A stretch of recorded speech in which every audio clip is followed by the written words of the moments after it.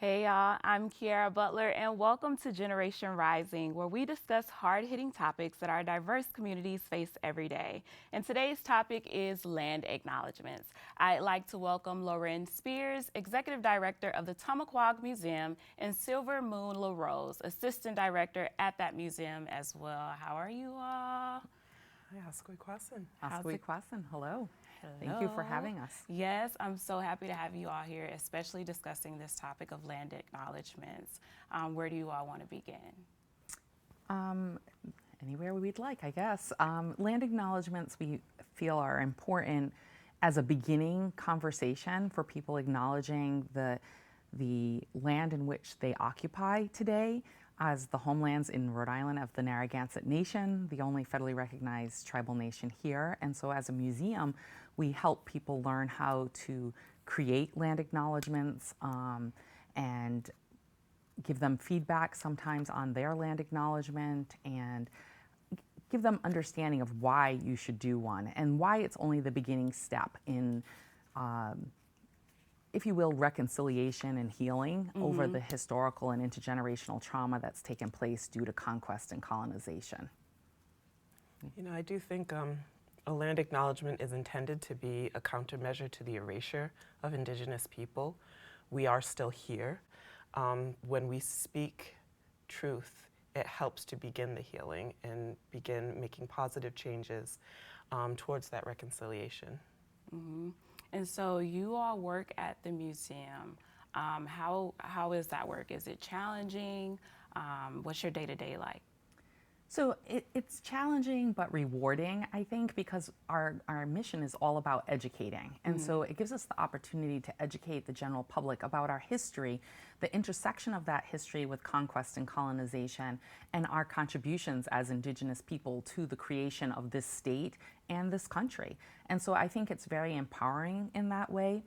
I think people come to the museum and they leave going, oh my goodness, I did not know that. Probably one of the most provocative things that comes to mind is when people talk about the Revolutionary War. In most cases, they don't mention Indigenous people, yet Indigenous people served in the Revolutionary War. What is often deemed the Black or the Colored Regiment, the 1st Rhode Island Regiment in the Revolutionary War here in Rhode Island, included many Indigenous people, and as well as other regiments. The other thing that people often don't know is that the Declaration of Independence, which is this document that is the founding of, life, liberty, and the pursuit of happiness, those phrases that come with that most people know. They don't know that it dehumanizes and vilifies Indigenous people by calling us merciless Indian savages whose known rules of warfare is an undistinguished destruction of all ages, sexes, and conditions. So when we have conversations about that with students, if that's what they're learning about, or with adults and families that come to the museum, they're always so surprised by there is no Rhode Island history without Indigenous people's history, and there's no U.S. history without Indigenous people's history.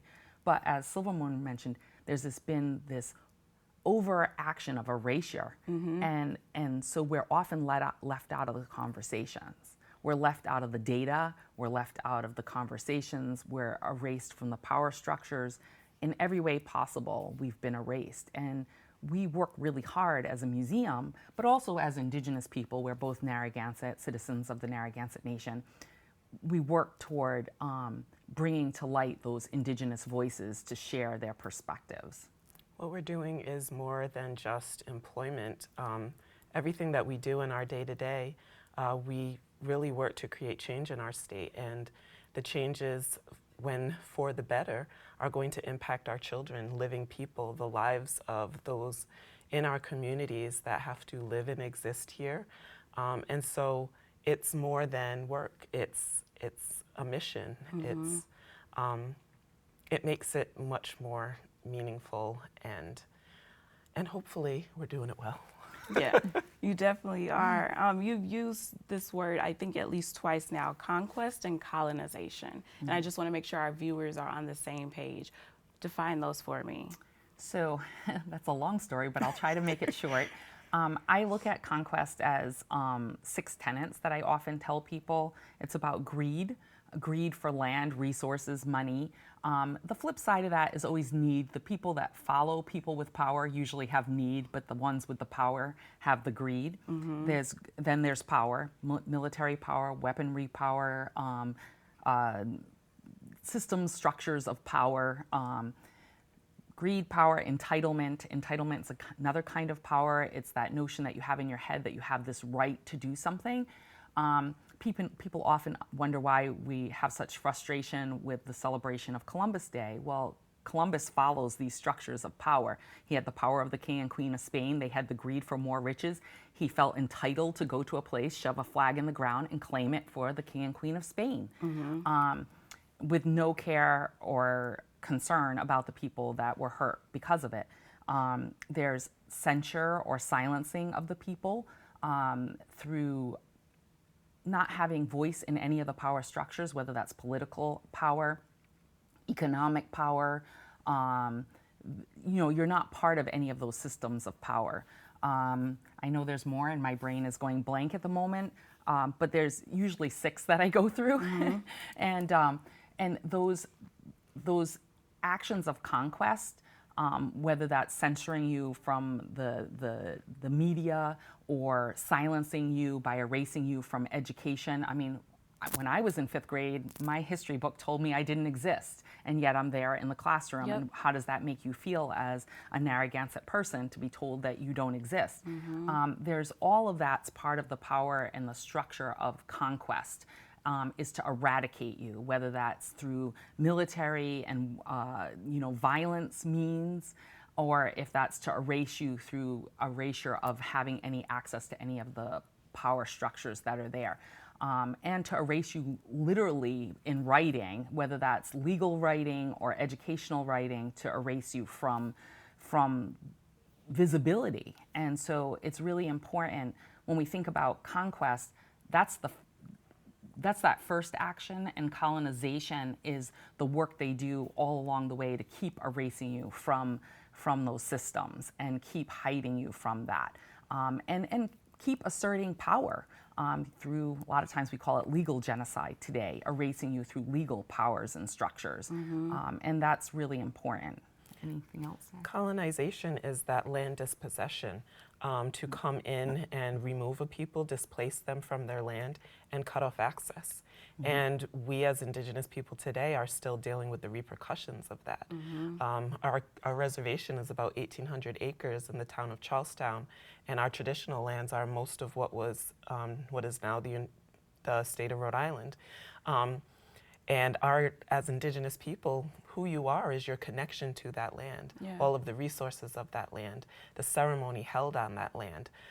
If you don't have access to it, it slowly starts to erode your culture, your traditions, your ceremony. And so it's an ongoing, colonization is an ongoing struggle for Indigenous people. It didn't end when they first came. It's still happening now.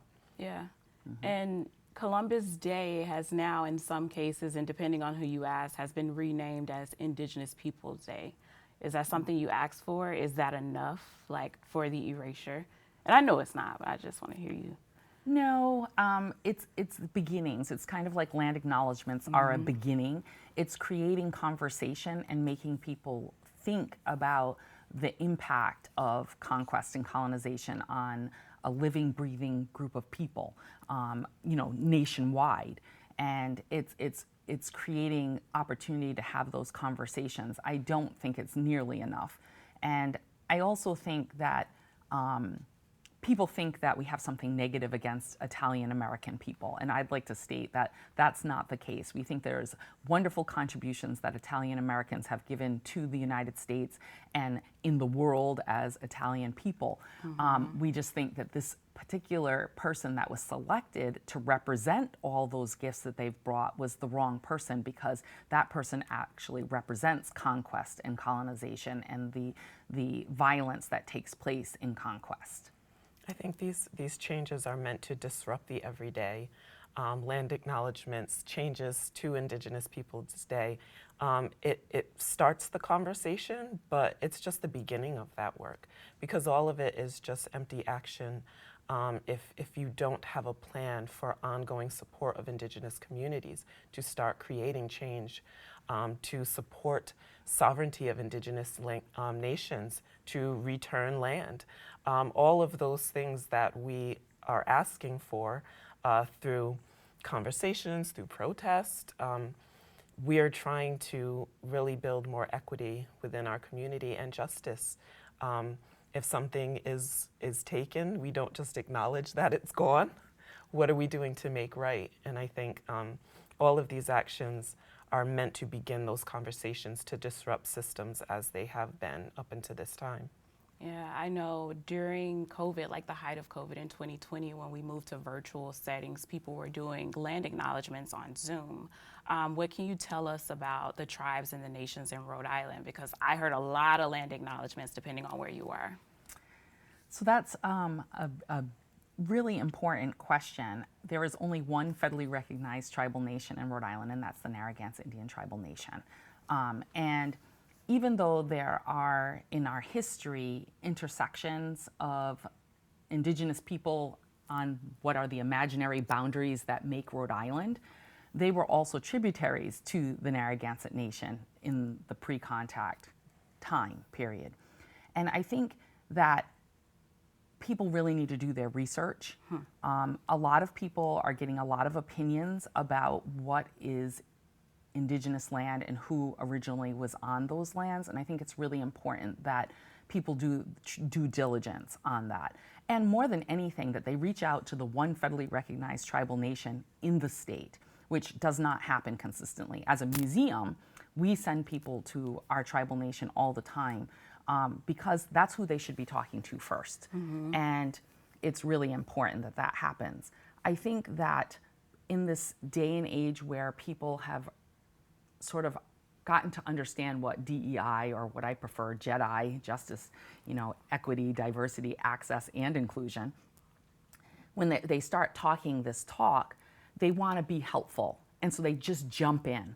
And sometimes they don't understand the repercussions of that jumping in, because when you're giving acknowledgement to someone in another person's homeland, then you're actually jeopardizing the sovereignty of that nation. And that's something that people have to be aware of and be conscious of.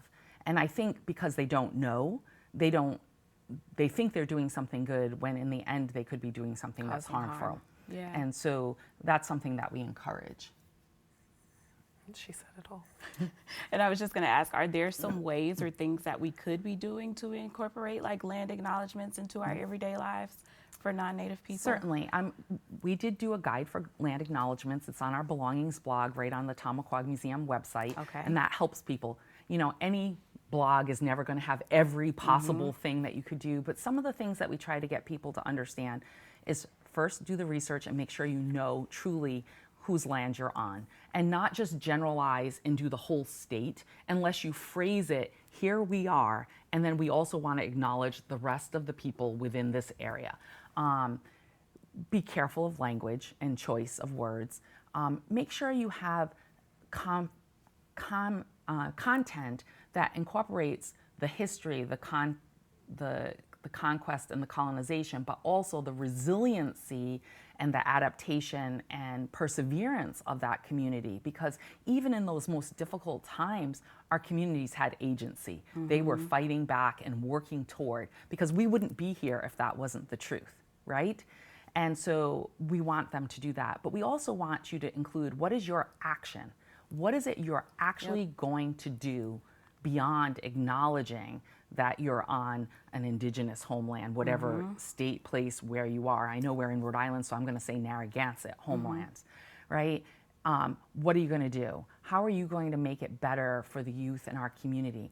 In Rhode Island today, we are disproportionately the most impoverished community in the whole I was going to say the United States. That's true too for all Indigenous people, but we'll go with right here.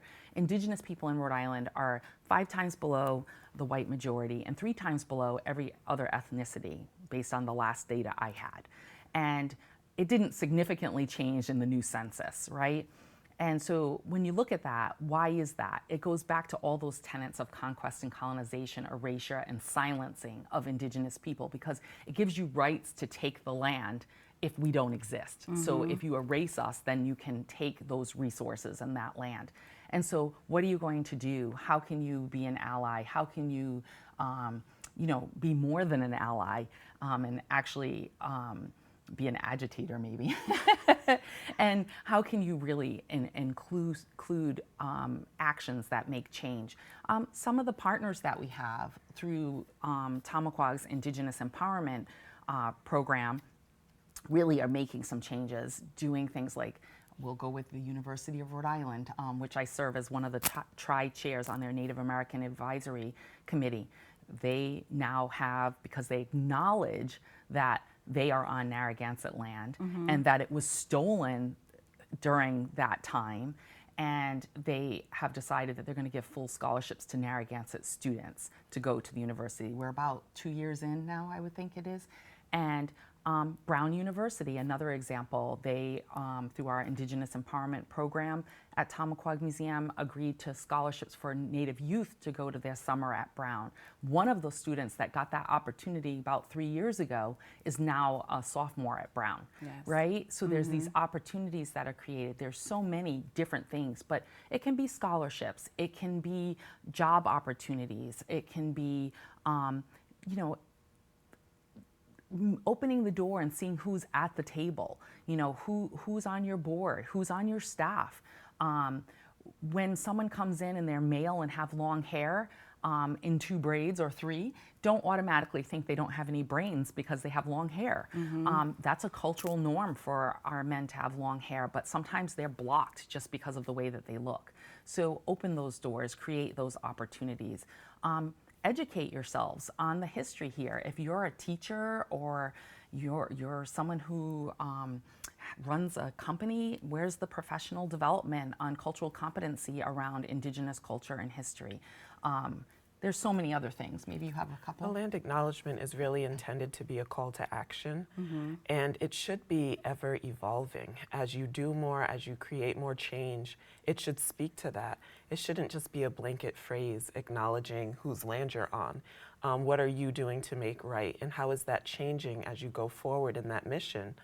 So it should constantly be updated and speak to, how you are supporting and uplifting Indigenous people. And if we're doing that in our everyday lives, then it becomes more than words. It becomes, this is my mission for today, to create change. This is what I can be doing, and this is what I am engaging in.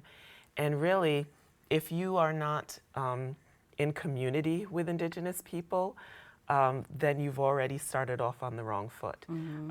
You should be speaking to Indigenous people in your community and asking how you can support, what you can be doing, what are the issues that are important to you, and how can we utilize the resources and knowledge that we have to support the work that you're doing and the goals that you have as a community.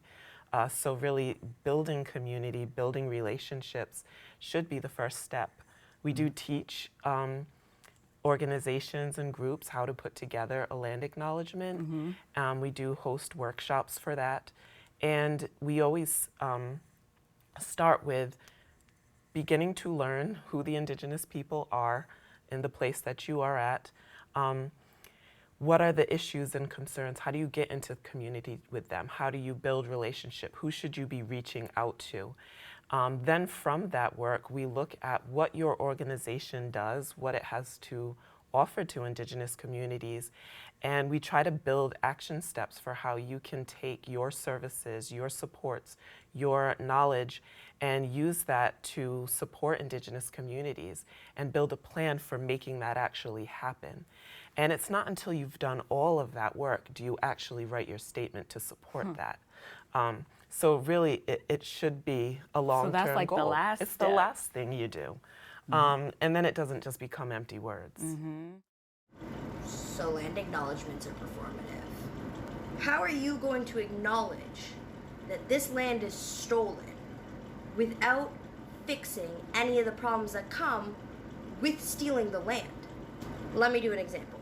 basically, let's say you stole a TV from a guy named Dave, and every time you use the TV, you go, "Thank you, Dave, for buying, cultivating, or utilizing this TV so that I could steal it and use it for my own selfish purposes." By acknowledging you stealing this TV, you fix still none of the problems that come with the fact that you've stolen it, while still having the object. Now think of this on the grand scheme of land, and the cultural significance to Indigenous communities that this land had, right? Every time you acknowledge that it's stolen, you're just performatively acknowledging that you've taken it, without fixing any of the problems that come with stealing the land. What about protests? Do you think that protests bring about change? I think they absolutely bring about attention to the issues that do need change. It's our voice. I think we have a right to use our voice, to use our bodies, to stand up and let people know this is what's important to us. This is where we see a need for change. I think it's the first step to bringing attention, but again, it's the work behind the scenes that gets the job done. Yeah, it's the education, it's the ongoing commitment, the meetings, that's the hard work. The stuff that you see on the protests, we've all protested, whether that's environmental justice, Black Lives Matter, Indigenous Lives Matter, whether that's the Dakota Access Pipeline, whether that it was against the Burrillville power plant and trying to take our water, or it was anything that's important to us, we can protest against. But it is just the beginning. It's to bring awareness to the conversation so that the real work can happen, that you can get to the power brokers and have conversations so that you can have change happen. Change the name. We were talking about that for years and years. The time before, it actually passed about a year and a half ago, but it didn't pass. And every single time we did a social justice talk, that was in there. Yeah. Because it takes the education to make the wave of change. You need enough people to understand why it should change in order for change to actually happen. It's around tables like this that we make change. Tomaquag Museum, specifically myself, we were talking with someone about civics health and education. And I said to them, this is probably 8 or 9 years ago now, well, how come we're always being stopped from using our tribal ID to vote? And they were like, well, I don't know. But I said, who do I need to talk to? Right. Well, it ended up, we got to talk to the Secretary of State. We ended up testifying at the commission hearings, and they just didn't know. It was lack of education as to why we're not using it. It's a federally sanctioned ID as a federally recognized tribal nation. And what was happening is individual people at individual voting places just didn't know. Now it's on the list.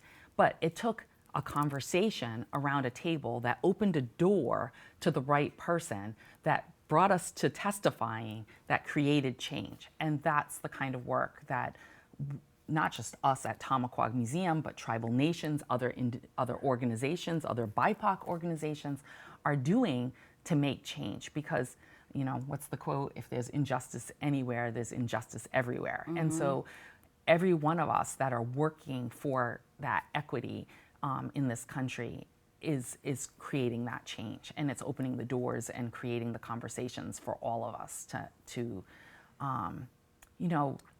live the goal that the country was written on. If we go back to that pursuit of happiness, if we're all there, then we all have that. And I think there's this notion that if we all have it, then we don't have it, for some people. But reality is, I think everybody has it when everybody has it. When we're all equal and we all have opportunity, we make the best country that we could possibly have to live in.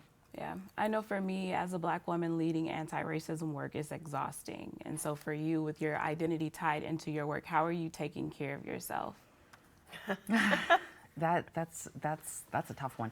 I think one of the things that's happening is, as people in general are becoming aware of this work, they are putting all the onus on the people from those cultures that have been historically oppressed to do all the work. and to do the greatest lift of that work, where if we're asked to be on one board, we're asked to be on 15 and 20 boards. So it is exhausting. Silvermoon is helping me to say no because I'm not very good at that. And you know, that's something that I have had to do, to sometimes say no, to ensure that I have time to do the work that I need to do, but also time to heal. And one of my favorite healing things is to go to get my toenails done and relax in a chair and get my feet massaged. You know, that sounds silly, but that is a little bit of that taking care of yourself. And I think there's a lot of emotional upheaval in the work that we do when we're educating people all the time about the history and the impacts of that history of conquest and colonization and the weight of that today. That is very difficult. But I think that we're really lucky. We work in a place, there's 14 staff at Tomaquag Museum, not all Indigenous, but the majority is Indigenous. And that opportunity to talk about these things together and unpack the sort of the pain and the difficulty of that together, that's helpful. That helps us heal, I think. And I think it helps us in our community when we can support Native artists and culture bearers to come and share their voice with the world through our programming. And of course, now that we're all really good at virtual, you get the whole world. Yeah. And there's this opportunity to know yourself better by knowing your history better and understanding where those pains come from. And I think that's really powerful. I think having that opportunity to be with our own community doing this work helps us, you know, balance the hard work and struggle of it and the discomfort with the healing and the growth and the ensuring our next generations don't have to go through the things that we went through, that we're making it better for them. You know, I'm now a grandmother. My grandson is 4.